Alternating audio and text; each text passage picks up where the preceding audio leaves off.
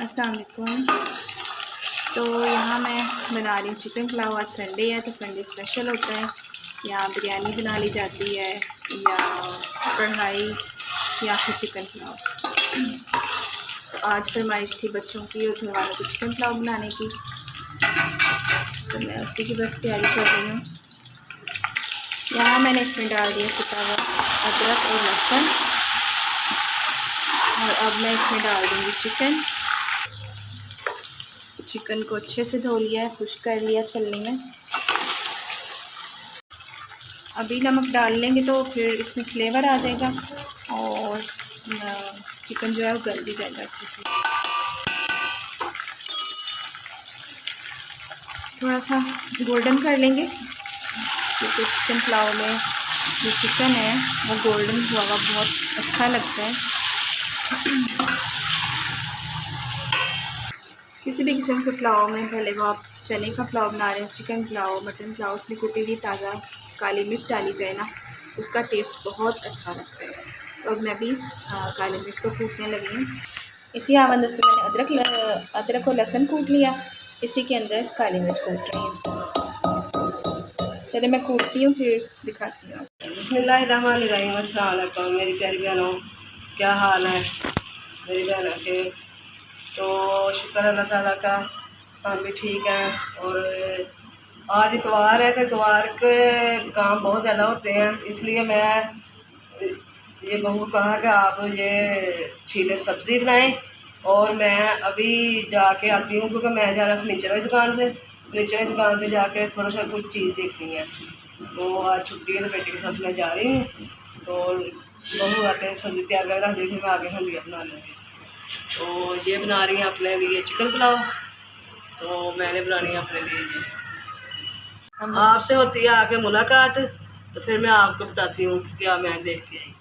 इस वक्त जब आप चिकन की भुनाई कर रहे होते हैं ना, अदरक, लहसुन, प्याज और नमक के साथ, तब आप ये कुटी हुई काली मिर्च डाल दें, तो इससे आपके चिकन का फ्लेवर आप चेक कीजिएगा कितने मज़े का आता है। तो चलिए डालते हैं।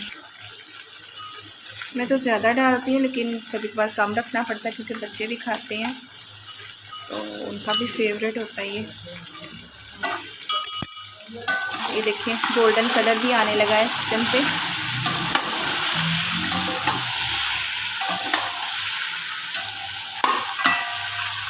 इसकी खुशबू बहुत अच्छी लगेगी काली मिर्च की चिकन के अंदर।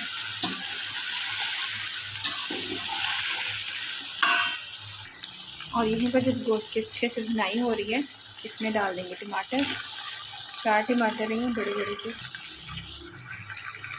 और दोबारा से भुनाई करेंगे ताकि जो टमाटर के चंक्स नज़र आ रहे हैं अच्छी तरह से स्मैश हो जाए।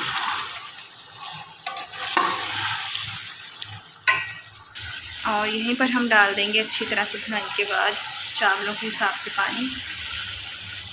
कैसे उबाल आ रहे हैं, अब ढक्कन हटाते हैं और चावल डालते हैं। क्या खुशबू आ रही है। इसमें डालते हैं चावल।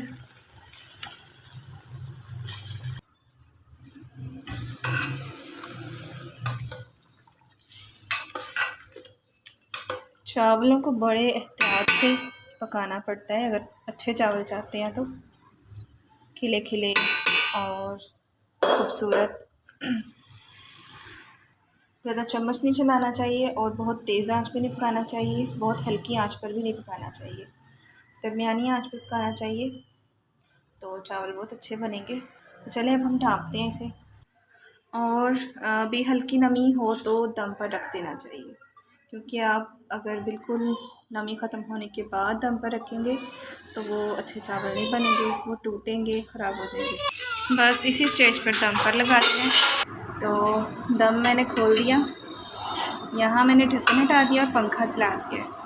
और क्योंकि चावल खोलने से पहले 1-2 मिनट के लिए इस तरह रख दें, उसके बाद चावल को खोला करें। किनारे से चावलों को खोलना है।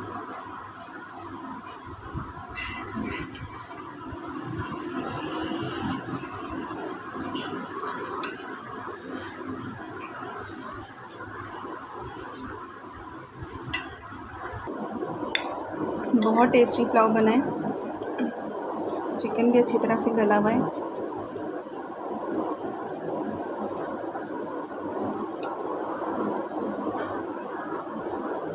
जैसा मैं चाहती थी बिल्कुल वैसा बना। यहाँ देखिए हमारी सुगर बेटियाँ सफाई कर रही हैं।